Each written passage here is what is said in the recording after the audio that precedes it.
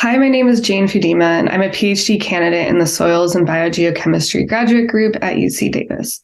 I'm currently in Joanne Emerson's Viral Ecology Lab, and I'm really interested in viral interactions with soil particles and how this affects their fate and transport and dispersal in soil systems. So viruses in soil can sorb very tightly with soil particles or be repelled from soil particles. And this is primarily a function of pH, ionic composition, and competing substrates in soil solution, which can affect how both viruses and soil particles are charged and what is preferentially sorbed to soil. This is important because we use a specific technique for viral ecology interrogation that relies on viral desorption, known as viromics. This method adds an extraction buffer to the soil, mixes to remove the viral particles from the soil, filters and purifies the viral particles for downstream analyses. However, this method depends on the very first step to extract all of the viruses from the soil in order to understand the viral ecology. So my research really wanted to focus on the first step of this protocol and how it affects our overall understanding of viral communities and viral ecology. Specifically, I wanted to investigate if changing the pH of the buffer or the overall buffer chemistry composition would affect the types of viral communities extracted, and if these results were contingent on the soil type that was used.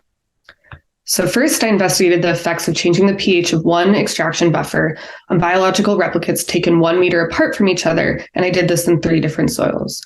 Overall viral community composition was significantly different based on where the sample was taken, where extraction buffer pH used had no significant effect on viral community composition, and this was seen in all soils tested. This means that spatial distance in the environment overshadows extraction buffer as the main predictor of viral community composition, at least in biological replicates. If you take away the spatial variability in soil and pool the replicates together, so use technical replicates, extraction buffer pH still did not significantly drive viral community composition in all of the soils tested. However, the total number of viral species recovered, also known as the viral richness, was significantly higher in soils with a higher extraction buffer pH is used, but only seen in the grassland soil. Lastly, I took the wetland soil and tested different buffers on technical replicates, so again, pooled soil.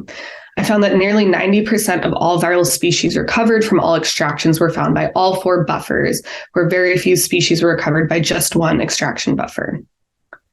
These results overall indicate that buffer chemistry, both pH and overall composition, is surprisingly robust at extracting most viral communities from all the soils that were tested in this study.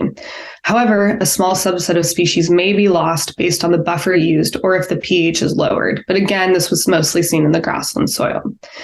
I'm still waiting on the results from changing the overall buffer chemistry on the biological replicates, but overall, buffer chemistry seems to robustly represent what viral communities are extracted.